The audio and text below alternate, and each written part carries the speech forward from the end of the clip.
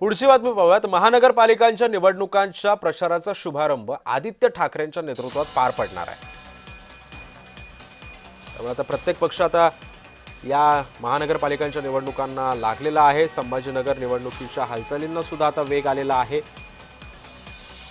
पहिला जो प्रचार आहे छत्रपती संभाजीनगरचा तो मशाल रॅलीने सुरू होणार आहे आणि याच प्रचाराची सुरुवात आदित्य ठाकरेंच्या हस्ते केली जाणार आहे। या संदर्भात अधिक माहिती जाणून घेऊयात। माझा सहकारी विजय चेडे सध्या आपल्या सोबत आहे। विजय, साधारण कधी या मशाल रॅलीला सुरुवात होणार आहे आणि नेमका आदित्य ठाकरेंच्या नेतृत्वात ही मशाल रॅली सुरू होणार आहे? मनसेचे सुद्धा नेते सहभागी असतील का यामध्ये?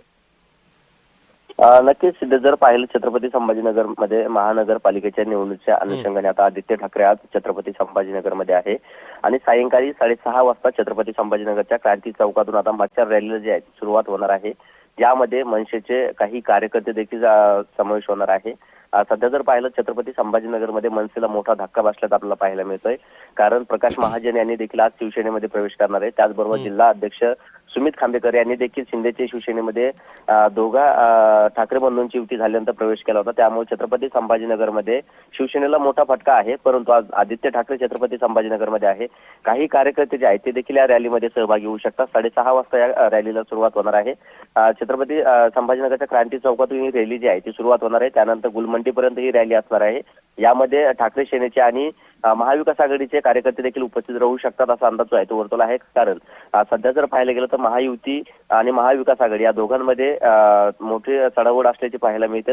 महायुतीची देखील 2 दिवसापूर्वी रॅली जी आहे ती त्या छत्रपती संभाजीनगरमध्ये निघली होती। तर आज आदित्य ठाकरे पण विजय, तू आता उल्लेख केलास की प्रकाश महाजन सुद्धा शिवसेनेमध्ये प्रवेश करणार आहे। छत्रपती संभाजीनगरचं जर आपण बघितलं असेल तर मनसेचं जेवढी ताकद होती तेवढी प्रकाश महाजनांच्या अवतीभोवती होती। मात्र प्रकाश महाजनांच्या राजीनाम्यामुळे याचा इम्पॅक्ट तिथल्या मनसेच्या या सगळ्या स्थानिक लेवलवरती कसा पडू शकतो आणि या युतीवरती कसा होईल?